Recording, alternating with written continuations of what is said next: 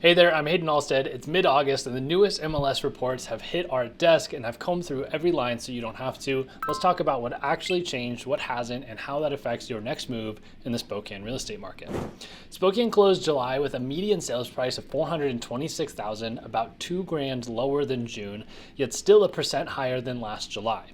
We logged 708 closings, down 11% month over month, and active listings swelled to 3,367. That's 4.8 months of supply, the deepest pool we've seen since 2017. And homes needed a median of 21 days to actually go pending. Sellers are netting roughly 98% of their final asking price, but closer to 96% of their original asking price. So that means the average seller is listing 4% more, or maybe $16,000 to $20,000 more than what they're actually going to sell for. So sellers, this is the time to nail your price, and as you're looking at comps, know that the market is softening, it is going down, and you can't price up, you have to price below what the last few months of comps were, because we're on a down market, not an up market. If we want to zoom in a little bit, you'll see three different markets moving at different speeds. Under 400,000, updated bungalows in Shadle, maybe Hilliard, even in the Logan neighborhood are vanishing quickly. We just put one up in the Logan neighborhood at 335,000 with a lot of value to it,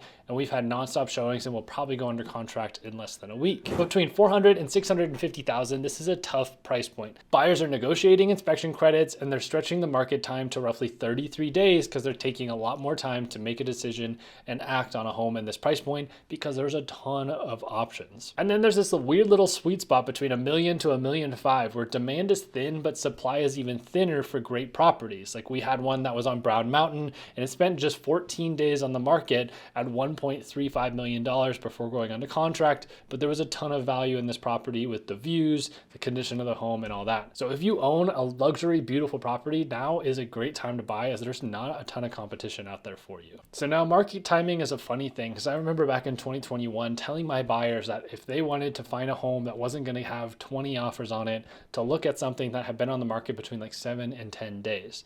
Nowadays, we're looking at the homes that have been on the market for 21, 30, 45, and then, I mean, even more. There's some homes on the market for 160 days. But looking at those properties to find where we can find the best value. If you're a seller, though, and you're not getting any activity, I would say my rule of thumb is if it's 10 showings and no offers, then it's probably time to make a price adjustment in this market.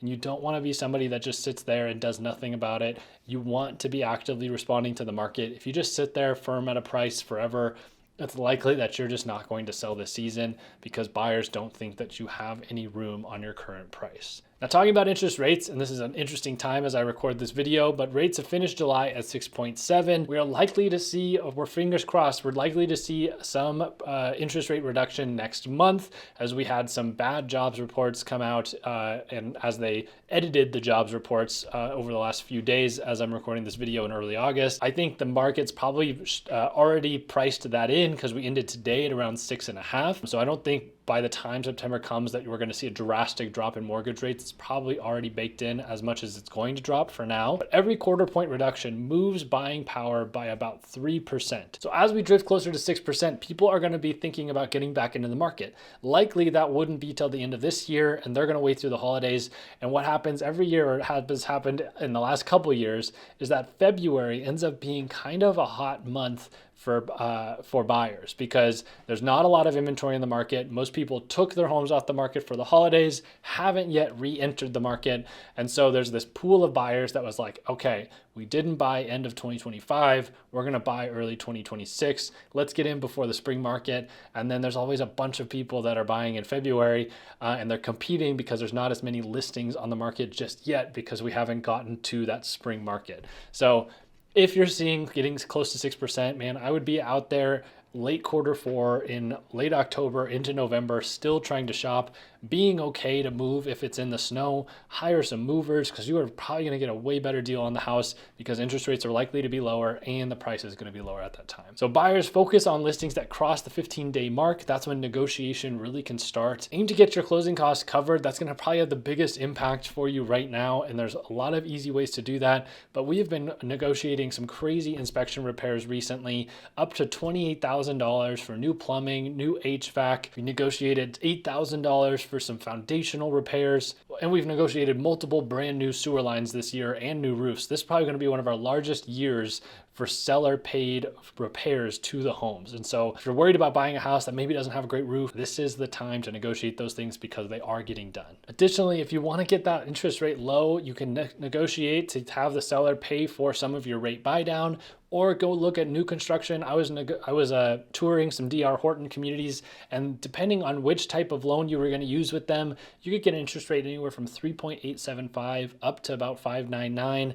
And the 3.875 was on an ARM. It was like a 7-year fixed ARM. So over that period of time, you're saving like $40,000-$50,000 in interest if you go that direction. So just because the mortgage rate is being advertised as 6.5 to 6.8% right now, doesn't mean there's not ways to lock in with a much lower rate between new construction and lenders having to be hyper competitive right now to earn your business. Sellers, you need to price for today's comps, not last spring's, and definitely not even in the last few months. You want to look at what's happening right now. What are the pending listings really pending at? You want to be calling the agents, have your agent call the agents around and determine what homes are actually pending for, because those pending numbers don't actually show up on Zillow or the MLS.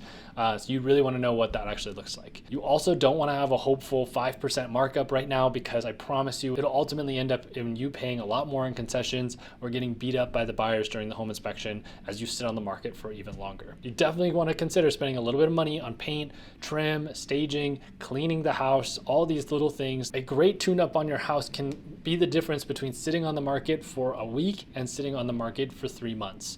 And so it is very important. But other incentives you could offer would be prepaid HOA fees, home warranties, closing cost credits, things that feel generous without flashing price reduction on Zillow. But overall, I've been hearing a lot from people that they think Spokane's in a bubble and that prices are going to come down. And in order for the market prices to come down, for prices to truly come down, then we would have to be in a market where sellers were in duress, where they had to just give away their properties more than the sellers could just wait it out and see what happens. And right now we are in a position where most sellers are not in a position where they have to sell a property.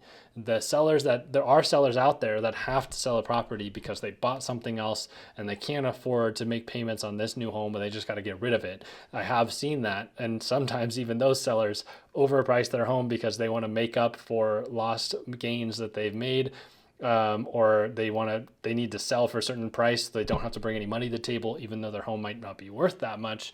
But we are not in a market where there's a bubble that's going to collapse, because demand has still outpaced supply. We're still not even in a technical buyer's market at this point. And until we're in a position where we see foreclosures start to increase, which we haven't, they're still at all-time lows, then that's when we would start to see market values truly come down at a substantial rate. Just because you see price cuts all over the place doesn't mean that the overall market value of Spokane is coming down at a substantial rate. It just means that sellers are testing the market, trying to push prices up, and they're not happening. So then they have to come back down to where the market's actually at. So the bottom line is that there are not a lot of buyers in the market right now. Only less than 800 homes pending in a market that has over 3,300 active homes is not a lot of buyers. So if you are on the sideline right now, there are some deals for you. There is an opportunity in the market, and a lot of people, for whatever reason, do the exact same thing at the exact same time. And generally when people pull back, that's the time to push forward. And if you're a seller, it's just not the time to test the market. If you are somebody that wants to absolutely maximize, you're not that motivated to sell, definitely do not put your home on the market. So whether you're hunting for your starter home or your legacy property, our team would love to help you relocate into, out of, or across Spokane. All of our contact info is in the description. Reach out anytime. If you enjoy this video, make sure to subscribe, hit the like button, and I'll see you very soon.